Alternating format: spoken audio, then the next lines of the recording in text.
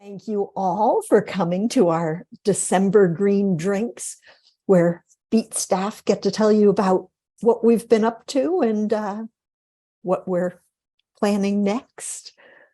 It's great to see so many people we know well. I think everybody knows me, but just in case, I'm Jane Wynn. I'm the executive director and one of the founders of Beat. I grew up in Pittsfield on the banks of the Housatonic River back when it was really polluted, smelled so bad that we held our breath going over river bridges. And it even caught on fire outside my house one evening. So I was out there in my pajamas, breathing in all the PCB-laden fumes. So we've come a long way since then, thanks in part to things like the Clean Air Act and the Clean Water Act. And Beat was founded in 2003, in part to make sure that laws like that are actually upheld. So we were founded in 2003. This September, Beat will be turning 20. You can learn, yes, and I'm going to share my screen, or at least try.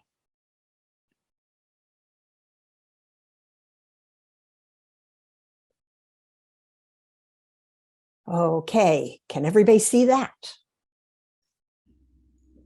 I can. Good, perfect. Thank you.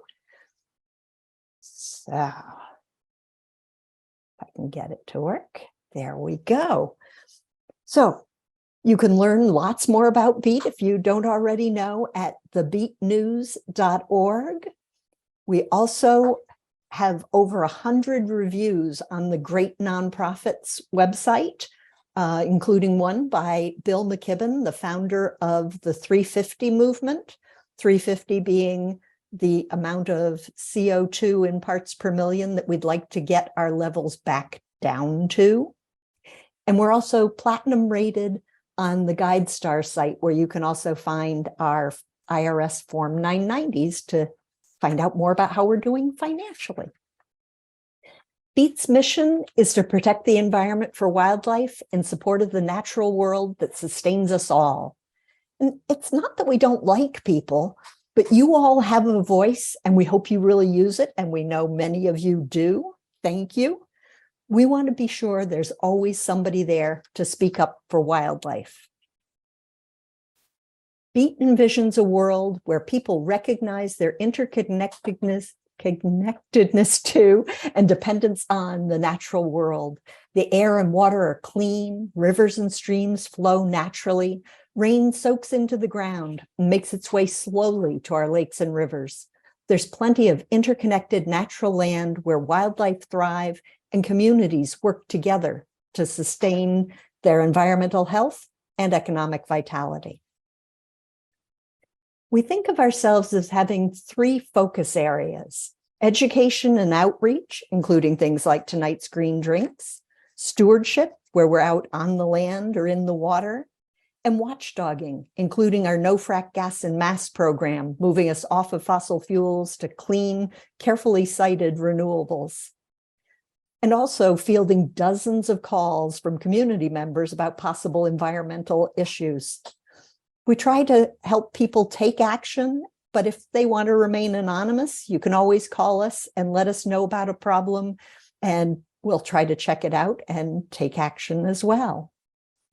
And all that we do is based on a strong foundation of science. We were founded by scientists, and most of our board and staff are scientists. And the thing that really makes Beat great and effective is our awesome staff. So Rose and Jake in the No Frack Gas and Mass program, Noah is our stewardship manager, and Chelsea, our education and outreach coordinator. And with that, I'm going to be quiet and pass it off to Rose to start us off. Thanks so much. And as Jane mentioned, I'm the program director for No Frack Gas and Mass, which can be found at nofrackgasandmass.com. We started in 2014 when there were large pipeline infrastructure projects being proposed. And we started taking on any new fossil fuel infrastructure that's being proposed. And we tune people into the proceedings. Right now, they're all at the state level. When they're interstate things, then we also engage people at the federal level. Right now, everything's in-state. So right now, we're working on helping people connect people to the Eversource pipeline fights that are going on. Eversource wants to build pipelines in several areas. More recently, it was in Westboro and Ashland. And what's going on right now is the Springfield and Longmeadow Reliability Project that's currently at the Energy Facility Siting Board. There's also a pipeline proposed for Douglas, Massachusetts. We also have a couple of LNG facilities that are currently going on, which is the Charlton LNG storage facility, and now one was just proposed for Holyoke. And power plant, there's a new power plant that they're just starting construction on in Peabody. We'll talk a little bit more about that one when we get into one of our major campaigns that's going on now. Another thing that's happening now is because of recent Massachusetts climate laws, that's the Next Generation Climate Roadmap Act and the one that was passed earlier this year. There are lots of new regulatory proceedings from our regulatory agencies. So Energy and Environmental Affairs Department agencies, so DEP, Energy Facility Siting Board, Energy Efficiency Advisory Council. I mean, there's just a host of different agencies that are gathering input on how to meet these new mandates that have come through by law. And we want to make sure that people get connected to them so they can give their input on how they'd like these new laws to be implemented and how they would like policy guided so that we can more easily move to a clean, just energy transition and good environmental and climate management. If you want to follow any of that stuff, it's on nofracgasinmass.com. And under the Act Now section is a tab called Comment Periods. And we also have an events tab, which will list any hearings. So if you want to find out more about that stuff, you can also sign up for the No Frack Gas and Mass newsletter. You can find that at tinyurl.com/NFGIM. That's for No Frack Gas in Mass mail. And that's a roughly monthly, sometimes it's every 2 weeks, depending how busy things are, but that will plug you into all of the chances to take action. Next slide, please. There we go. One of the big campaigns that we've been working on for a while now is our Put Peakers in the Past. Peaker power plants are those power plants that come on when the grid is already maxed out and they need to generate just a little bit more energy. They tend to be the most polluting, the least efficient, and the oldest plants out there, and they run off of fossil fuels. They tend to run on gas. Sometimes it's oil. Some of them are old enough that they run on kerosene or jet fuel. So we started off by taking on the ones in Berkshire County. There are 3 of them in Berkshire County. There are 2 small ones, one in Doreen, off of Doreen Street in Pittsfield, and one off of Woodland Road in Lee. And then there's a large one, Pittsfield Generating, smack in the middle of Pittsfield. And we approached the owners of these plants and said, you're going to have to switch off of fossil fuel at some point. I mean, we have to reach net zero emissions. What are your plans? And for the owner of Doreen and Woodland, we struck gold. They instantly said, you know what? You're right. We've thought about it, but we haven't done anything. We needed that nudge. Thank you. What can we do? So they researched the feasibility of transitioning to renewables and grid storage. They found out that Doreen and Woodland really aren't that ripe for transition, so they're closing them down. But they happen to also own a large plant in West Springfield that was running on gas, and it's now retired, and they're converting it over to solar and storage by 2024. And the really exciting thing about this is it's not just that one bonus peaker in West Springfield. Next slide. When it comes, it's okay. It's all of the plants that they own that they're working on. So this is over 20 plants from Texas to Illinois and points east. They're working on converting them all. And they've been just wonderful in talking with us, with other plant owners as well as, and different energy analysts that we work with. They've become a wealth of knowledge for us to deal with as well. Next slide, please. Pittsfield Generating. They didn't respond to us at first. If you saw us out on the streets of Pittsfield dressed in inhaler costumes and power plant costumes and a bunch of people handing flyers out to traffic, that was to try to get Pittsfield Generating to respond to us. They finally did. They met with us after pressure. And initially they were talking about how their role as a gas plant was to provide energy when the sun doesn't shine and the wind doesn't blow. And it took a while, but we convinced them that actually you need to transition to grid storage. You don't have to use fossil fuels. The thing about peakers is they're only needed for a few hours a day, a few days a year, and that can be met with current technology, current clean technology. We're still working with them to explore paths to achieving that transition.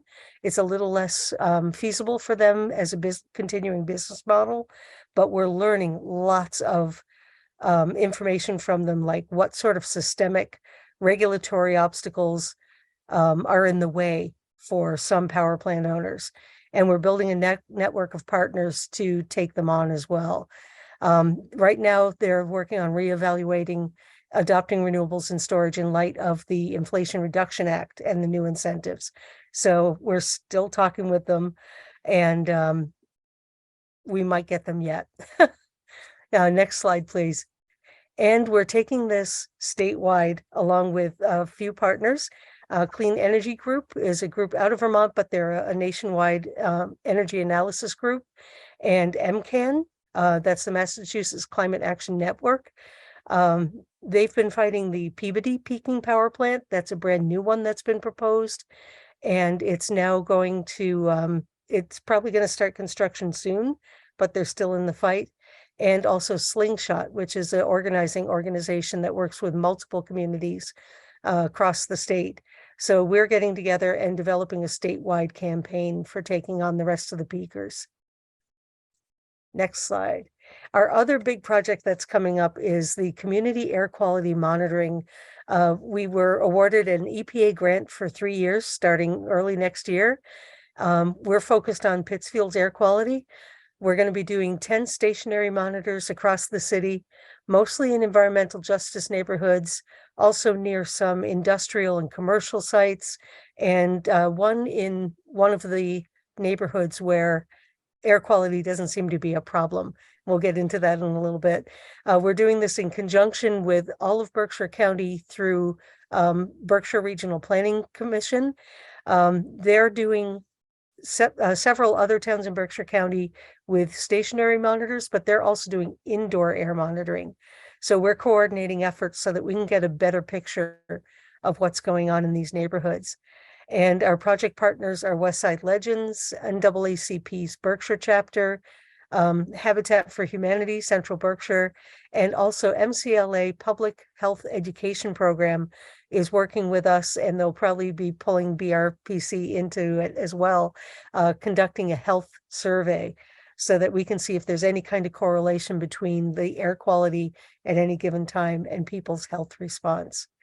And one of the main reasons we wanted to do this is the life expectancy in Pittsfield varies so widely. If you're looking at Morningside or Westside, people live an average of 12 fewer years than the outlying parts of town. And we know that there are a lot of different aspects that contribute to it. One of the ones that hasn't been monitored closely is air quality, and we want to make sure that we can get that data in there. This is what we'll be working on in the coming year. And with that, I'd like to pass it on to Jake Loeffner. Thank you, Rose. I've been with BEAT now for about 5 years, and I was hired on to basically look for information out there in the news that applied to climate change and the energy transition that no frack gas en masse could use as just sort of a resource of knowledge, and put it all in on our website so we'd have it available to us.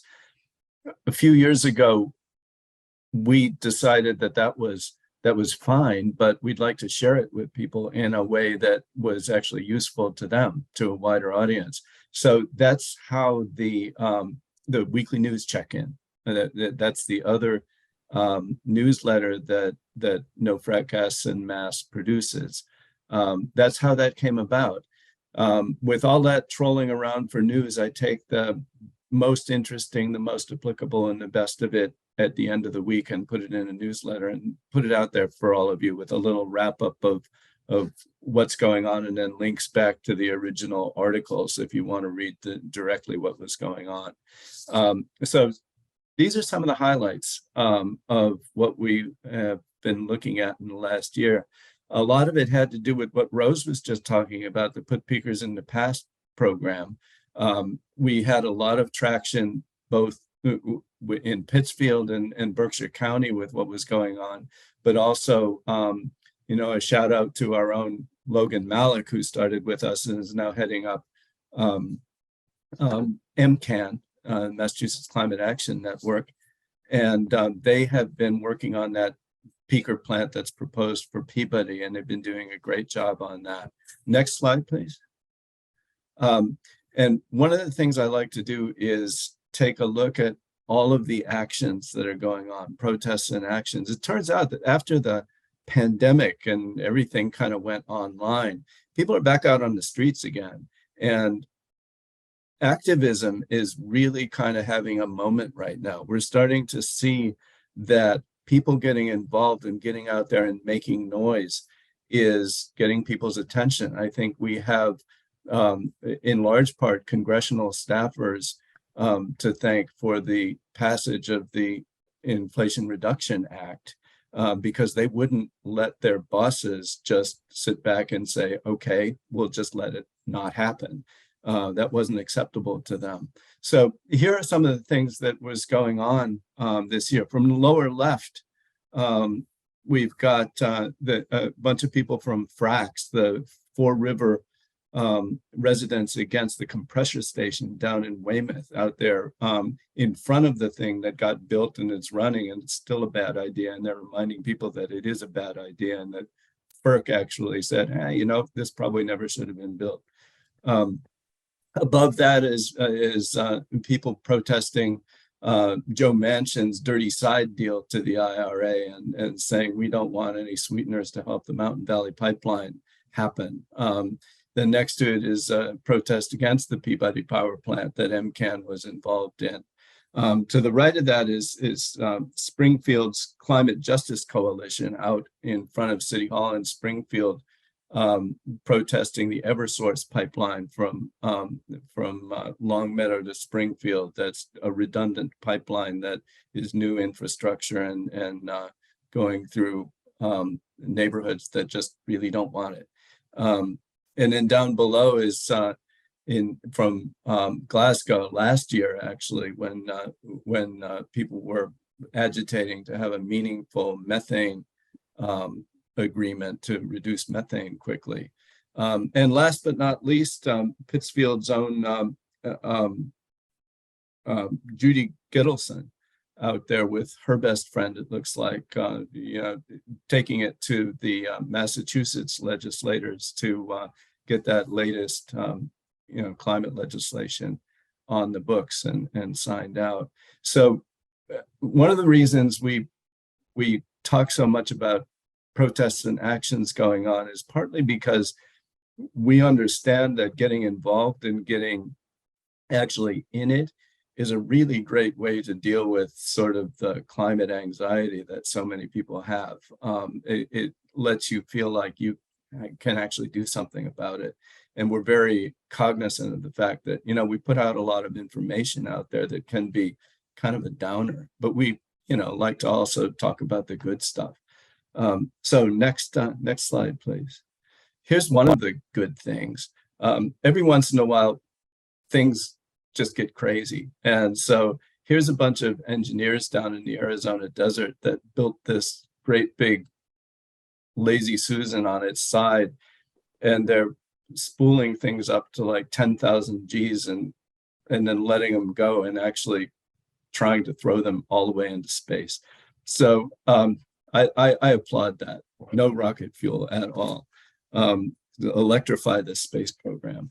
So anyway, if you just want to have some fun, look up spin launch and Google it, and you'll be able to take a ride on one of the projectiles.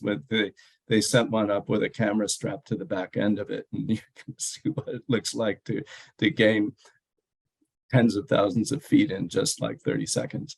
So the other stuff we do is deal with, energy efficiency, clean transportation, all kinds of things, building electrification, what's happening with EV batteries and all that stuff. And we try to keep people current as to what's going on in the technology and clean energy, what's available and what's also sometimes in the way of it. And that go ahead to the next slide. That has to do with us kind of keeping our eye on developing issues. One of the scariest ones that we were keeping an eye on all through last year was this whole effort to green light deep seabed mining, which the Canadian mining company, the metals company, and some other people have been trying to get through an international treaty to be able to start as early as next year or the year after that. And it's just an environmental disaster waiting to happen. But it's predicated on our really outsized need for getting a lot of lithium really fast, the way the energy transition is going. But enough countries have gotten together and agreed that we should have a moratorium on this. So that's set to the side. And now we're looking for things that might come down the pipe and take the pressure off of lithium a little bit, so we don't feel like we need to go out and try to scrape up the ocean bottom and screw up an environment that we don't understand at all. So one of those things actually is happening in green transportation, where the world's largest battery company, CATL, out of China, is making a real serious push towards sodium batteries that can be used in EVs. They're not ideal, but they can be used in mass market, inexpensive EVs that don't have super long range. But the other thing that's really interesting is they can very well be used for stationary battery storage, and because weight then is not a problem at all. And that is just the type of thing that can really take the wind out of the sails of an awful lot of the demand for lithium, and could keep us away from that deep seabed mining altogether. And so basically what we're doing, what all this wraps up to be, is just we're watching things happen in real time, and we're trying to kind of stay ahead of all of the issues, the side that wants to keep business as usual versus the side that wants to move ahead as fast as possible, and what all the issues are in between. So so if you're interested in signing up for the newsletter, here's how you do it. You can go into our website at nofracgasinmass.com, and in the menus, look at latest news, and then click on that blue flag there to get you into the archives. Or you can also, and I'm going to do this right now, is I'm going to drop a couple of links into chat that will get you where you need to go, and that will that's a link to the latest newsletter and also to the archives, and you can sign up. You can get it delivered to your email. So that is most of what I've been up to, and I'd like to turn it over to Noah now to talk about some of the stewardship that he's been doing. Thanks, Jake. My name is Noah. I am the stewardship coordinator for the Berkshire Environmental Action Team. Today, I'm going to mainly be talking about a really interesting project that we started getting involved with this year and is going to continue into next year. And that's kind of what the context of this introductory slide is. So I'm going to be talking a lot about this fancy concept called terrestrial connectivity and terrestrial passage, which is basically just some fancy jargon for talking about how wildlife is able to move between different habitats. And one of the opportunities we're looking into for this is potentially making some culverts, which typically carry water and streams across the road, and making these better so that wildlife can also utilize them. So with that, next slide. So being a wildlife organization, talking so much about wildlife's needs, I figured it was worth a moment acknowledging that and talking about them a little bit. So wildlife are important to us for a lot of reasons. But for a lot of people, and hunters especially, and people who like to fish, they are a source of food. They also provide us a lot of ecosystem services and more. So something that's really important to wildlife, obviously, is having some really good habitat, such as what we have here on the photograph to the right. And with that, next slide. Equally as important, as having some important habitat is having the ability to move between different habitats. And this is important for different species who need to do this in order for their them to breed successfully, to utilize different food resources between different seasons and more. One of the things that can really pose an obstacle to this, which we see here in the photograph, is roads, which can cause a lot of damage to wildlife. It can deter wildlife, and it can directly kill them through mortality. And with that, next slide.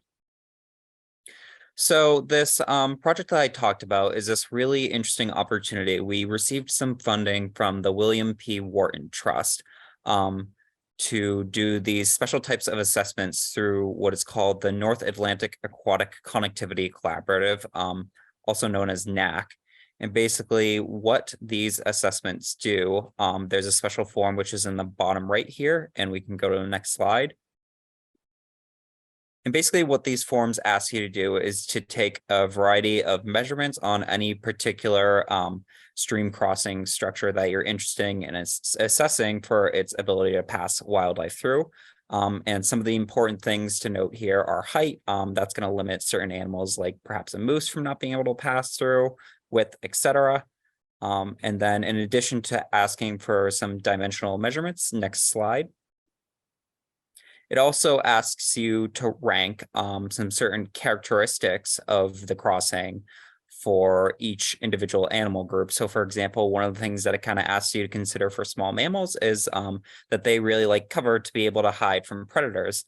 Whereas something it asks you to assess for hoofed animals such as moose and deer is what is the substrate like, because if you have a really rocky riprap substrate, that's going to impede something like a moose or a deer, but not necessarily a bobcat. And with that, next slide.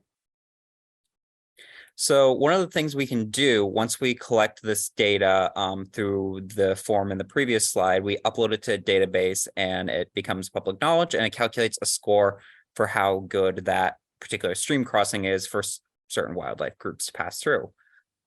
Thanks to our friends at the Housatonic Valley Association, one of the interesting things that we can do with this data is they also have a program called Follow the Forest, which assesses the ability for wildlife to be able to pass above the road between different what are called linkage areas, which are kind of core habitats for a lot of wildlife species. And this ranks their ability to successfully cross over the road. And then these NAC assessments help us pinpoint wildlife's ability to pass under the road in these culverts. So one of the unique things that this lets us do is create some really good priority areas for where we could do some culvert upgrades in order to help wildlife pass underneath the road at stream crossings and hopefully prevent some road collisions. And with that, next slide. And with that, that is my presentation. As I said, this is an ongoing project. So if any of you here are interested in getting involved in this, feel free to reach out to me. My contact information is in the top left here. And my email is noah@thebeatnews.org. And with that, I believe Chelsea is next. Thank you. Thanks, Noah. Hi, everyone. I'm Chelsea Simmons, Beats Education and Outreach Coordinator. Sorry, I'm recording, but it's still showing Noah and not the speaker view. Oh, I can see you and the education and outreach. Yeah, I can see the education outreach. So maybe it's just because I'm speaking. I'm not sure. Usually I hide myself, but it doesn't show in the video when it records. Okay, sorry. Anyways, next slide, please, Jane. Okay, so a big part of my work involves putting together our weekly e-newsletter and making sure our website and resources are up to date. The Beat News contains local, regional, national, and global news stories, a list of upcoming events that other organizations send us, local and regional job postings, and public notices for upcoming meetings and proposed projects. We also have short blurbs at the beginning of each newsletter that might contain an update or details of upcoming events or meetings, like last week's CCC meeting regarding the Housatonic River PCB cleanup. So if you're not already subscribed and would like to receive it, you can go to the current weekly newsletter page on our website and then click the subscribe button there. Next slide, please. So this year we were able to organize several in-person programs, which we haven't been able to do in over 2 years due to the COVID-19 pandemic. We held our Kids in Kayaks for the first time since 2019 at the West Side Block Party, and we had over a dozen kids paddle the Housatonic River. And when they weren't in the river, we had an interactive storm drain model set up that demonstrated how pollutants and trash enter our rivers. We were also able to host the 13th Berkshire Biodiversity Day, or Berkshire BioBlitz. It took place at Brattlebrook Park in Pittsfield, and we had 21 specialists and 9 volunteers join us, and there were also a total of 556 species identified. And then Ben Nickley of Berkshire Bird Observatory also did a bird banding demo for us. And then we were able to have a couple of in-person green drinks after 2.5 years of holding them online. And one of those actually took place at Beats Environmental Leadership and Education Center, making it the first of many events to take place at Beats building. Next slide, please. So this year, Noah and I were able to lead several educational walks that primarily focused on trees and wildlife tracking.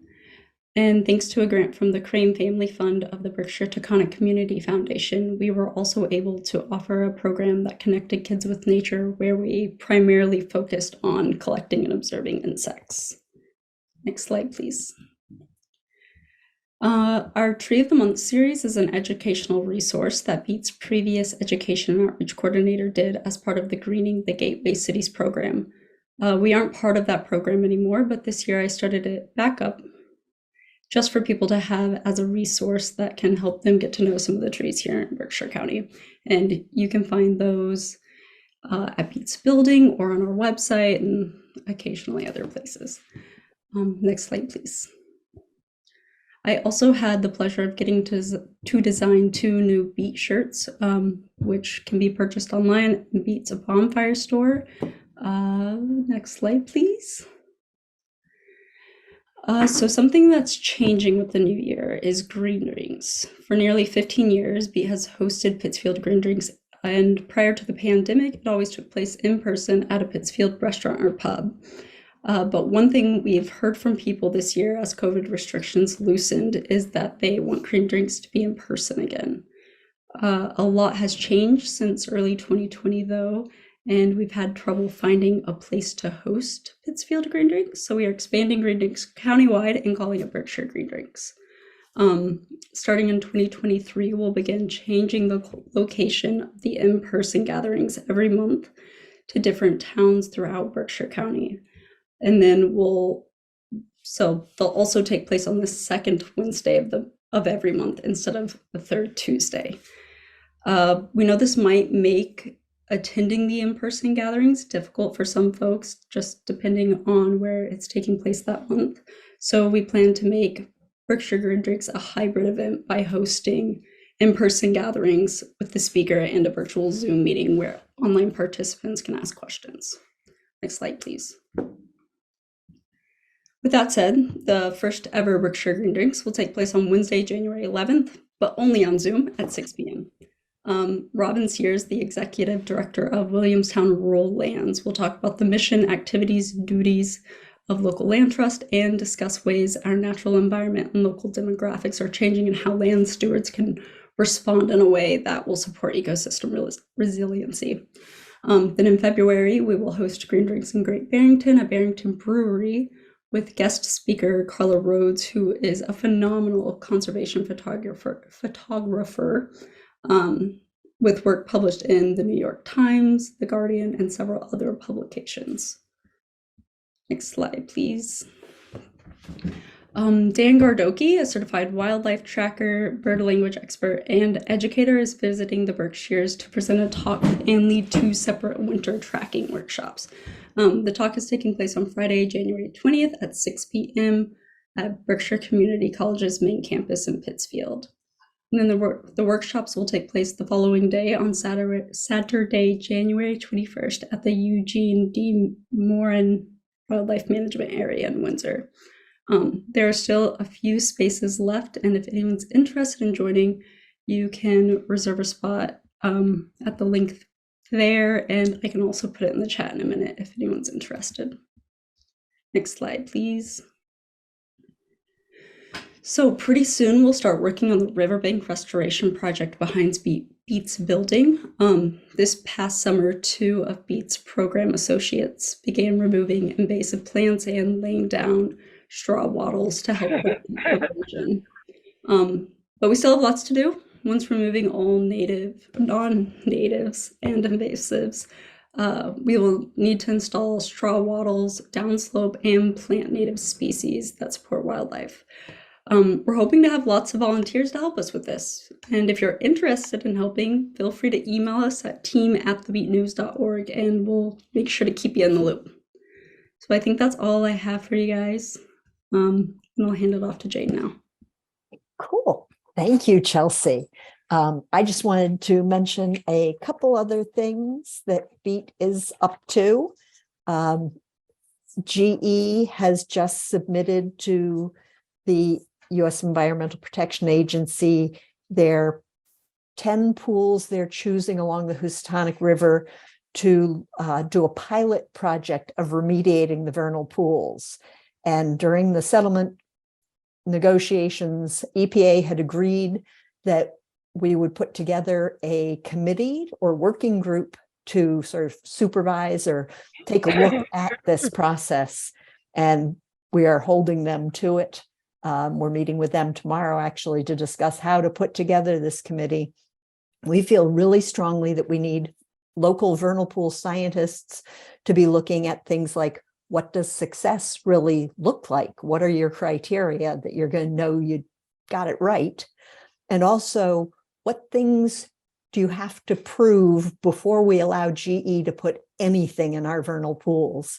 So if they want to be dumping in activated carbon first, let's have them put that into a tank and show us that things like wood frog eggs can actually hatch and develop with that.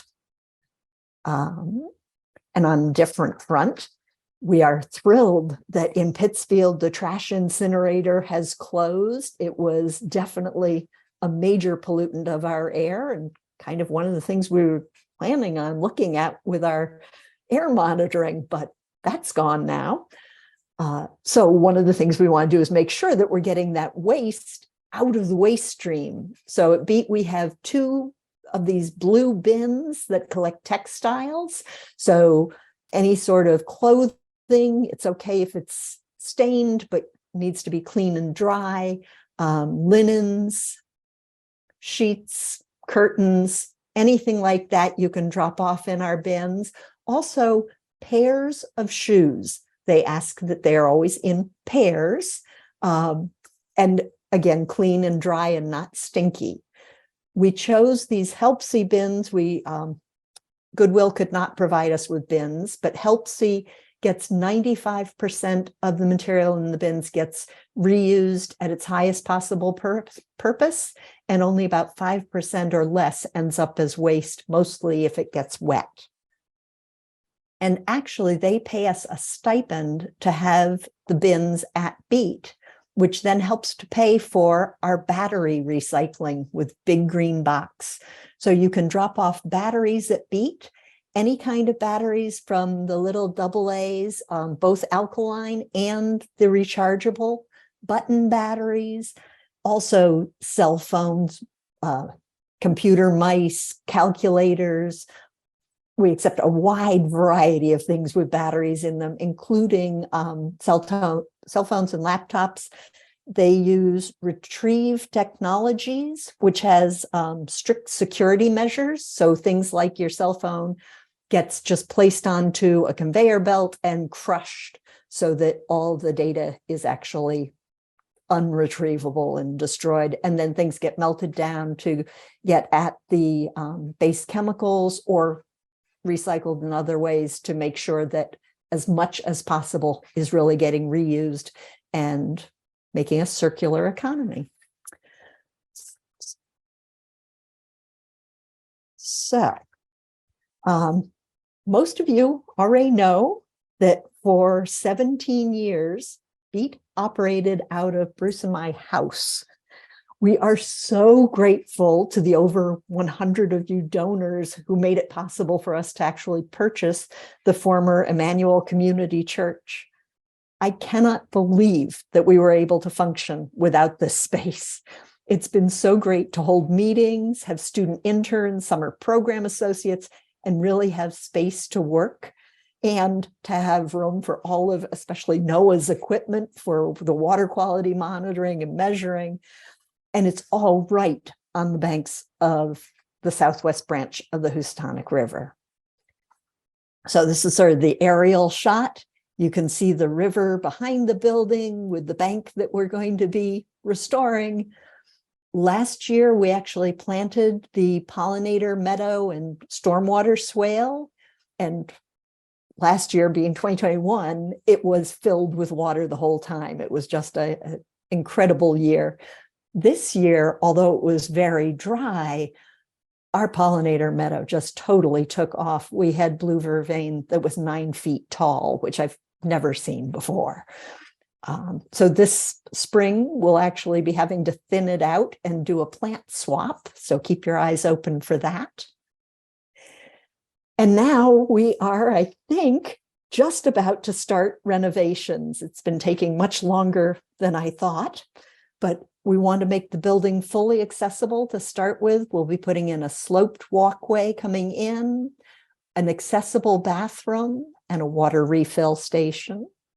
And I'm really excited about our accessible balcony so that you can go right out and be right over the river, even in a wheelchair, and be right there with all our new native plantings, seeing all the wildlife there is there.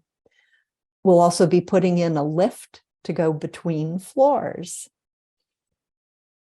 And after that, we'll be adding a insulated, stronger roof, because right now the chapel part of our building, which was first built in 1868, couldn't be insulated. So we'll be adding a roof and adding a wrap on the outside. The roof will be able to support a lot of solar panels, and we'll have battery storage. And heat pumps so that we'll be able to, even in the event of a blackout, you can come and join us, get warm or cool, depending on the time of year, charge a cell phone or a laptop. And 3 seasons of the year, we'd probably be able to charge electric cars as well on our Solar Plus battery storage. So, with that, I hope you all agree that BEAT is an effective environmental organization with an awesome staff and a 19-year history of accomplishing meaningful environmental benefits while engaging our community from young kids to seniors, all on a very limited budget. So thank you so much to all of you who have already supported us this year. And if you haven't and would like to, you can go on our website to the donate button. And thank you all so much for joining us tonight. I want to stop sharing and take any questions that you might have. Yes, Michelle. Hi, Jane. Wonderful presentation. Really, really impressive. Wow. This is my first meeting and I'm looking for my socks. They've been knocked off. I did have a couple of questions. Steve is with me, husband Steve, and we were wondering where the address is of those bins, the recycle bins. Sorry, I should have said that. We are at 20 Chapel Street, which is off of Melbourne Road, kind of on the over near the airport in Pittsfield. Okay. And the other question, okay. And did you want to say another? I was just going to say, and right on the banks of the southwest branch of the Housatonic. And the other question was, who is doing the green energy retrofit on the Emmanuel Community Church? We are so lucky. Wendy Brown is our architect, who's a green architect from Pittsfield, who's been a strong BEAT supporter all along. And then East Branch Studio, which used to be known as Kent Hicks Construction, who are really wonderful at, first of all, working with us, but willing to do all the use any used materials possible. They're aiming at as low a embodied carbon footprint in the renovations as possible. And they've just been a delight to work with. Yeah, repurposed materials. Yeah. Thanks so much. I see Al has his hand up. Hi, it's more of a state. Oh, Al, I think you muted. Got it now. More of an announcement than a question, and it pertains to the last question about retrofits. I know that many people on this call and many people in the Berkshires are struggling with converting to heat pumps as they can't get contractors to do it. I know Jane is one of them. But I was very pleased to see today that the school in Pittsfield, the technical school, lost its name right now. Is Taconic High School? No, not Taconic. Not in Pittsfield. They're up north further. McCann. They just announced that they got a grant to build a technology center specifically for HVAC technicians, and they already have 100 people lined up to go and do it. Wow, we need it. Yep. Neat. Stephen Pepper. Yes, thank you. And I second all the comments about how wonderful a presentation this has been. I live in Dalton, and over the past year, I kept seeing references to a peaker plant in Dalton that I could never identify. So Rose or someone else, does that ring any bells? No, there's no peaker plant in Dalton. Huh. Not that we know of. The one in Doreen was fairly close to Dalton. Yeah. And the trash incinerator was certainly right on the line. Exactly, yes. I suspect it was perhaps a confused reporter that dropped that in. So I'm glad to know, and glad to know all the peaker plants are going away anyway. Yes. There was a little bit of consternation over the trash burning plant that was selling or was working in conjunction with the paper plant. And I don't know if that tied into Dalton. In the back, I mean, this has been background. It hasn't been in the news. We've been looking into alternative methods for paper in industrial processes like paper making, how that can be decarbonized. But that isn't anything that's gone very public yet. We're still in the research phase on that. Yeah, That's the only Dalton tie I can think of. right. Yes, yeah, green is still there. Yep. Great, thank you very much. Thank you. Tom, you have your hand up. Listen, a couple of quick things. First Rose, and then Jake, and then everybody else. Totally great stuff. It's amazing to see what Jane, you and all your staff have been doing for the last, feels like 100 years, perhaps, because it's been an incredible amount of work.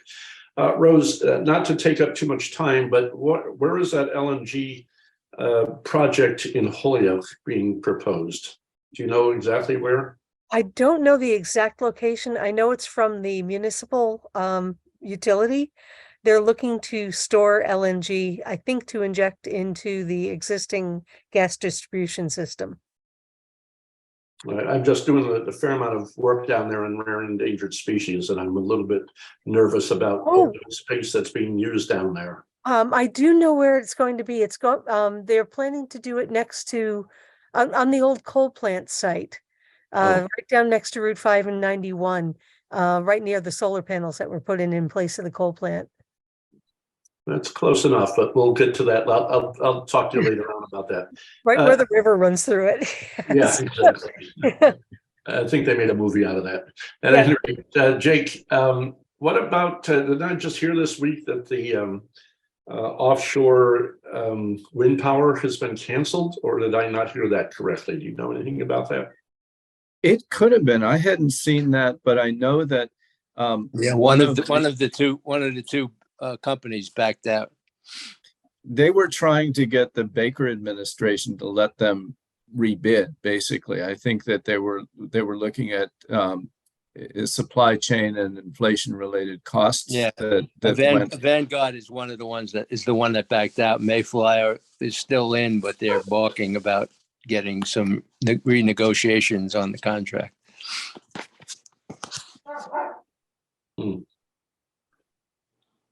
Okay, thank you. Oh, Terry, of a question. Thanks, Jane. I guess I could put my video on. Finished dinner. I wanted to also reiterate what everybody's been saying. You guys are just doing amazing work with, such a small staff too. It's incredible. And I've already complimented Chelsea on her amazing weekly or her newsletter, which is just fantastic. I did have a question for Rose. I've also read about these plants called cracker plants. Have you heard of those too? Yeah, that's where methane is turned into ethane to make plastics. Yes. When was that? It was 2017, I believe. I had the chance to go to a convention of fossil fuel activists that was held in Pittsburgh.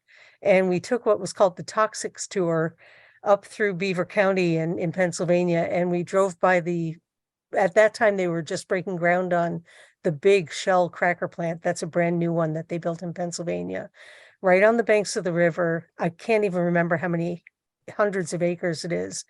And it's one of the large new facilities, and they're called cracker plants because they heat up methane really, really high until it cracks into a more solid form that they can then create plastics out of. When I first heard about it, it's like, what is it, saltines, but it's cracking the methane into ethane to make plastic. And one of the disturbing things why we're seeing them proliferate a bit is the fracking industry had a bit of a bust going on, and they were turning to plastics as their new goal, to the point where their marketing was to millennials and younger to try and make plastic packaging the cool new thing. Wow. It didn't catch on, but they're still building the plastics plants because that's what they're marketing really hard now.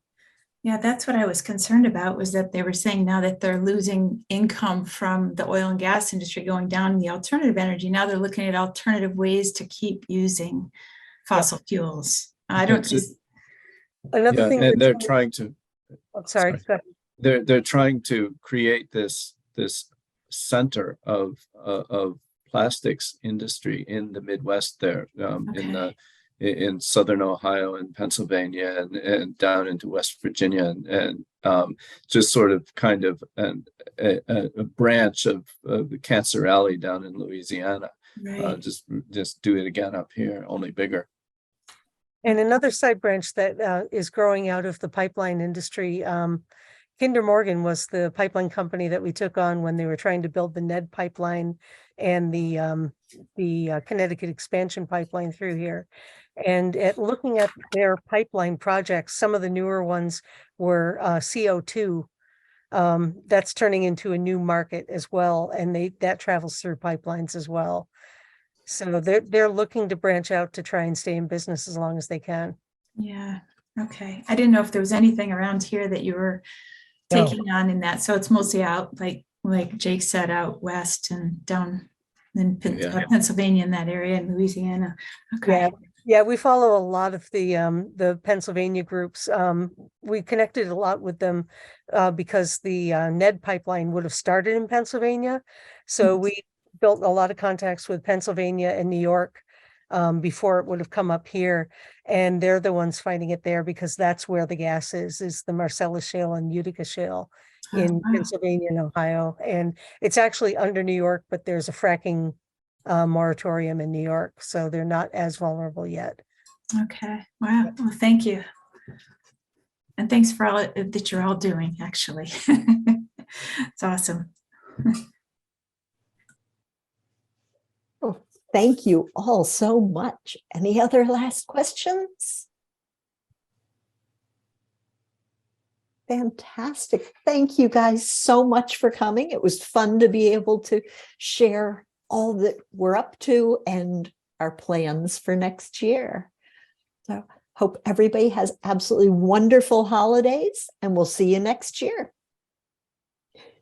Thanks for coming. Thank you. Happy holidays. Good night, everybody. Good night.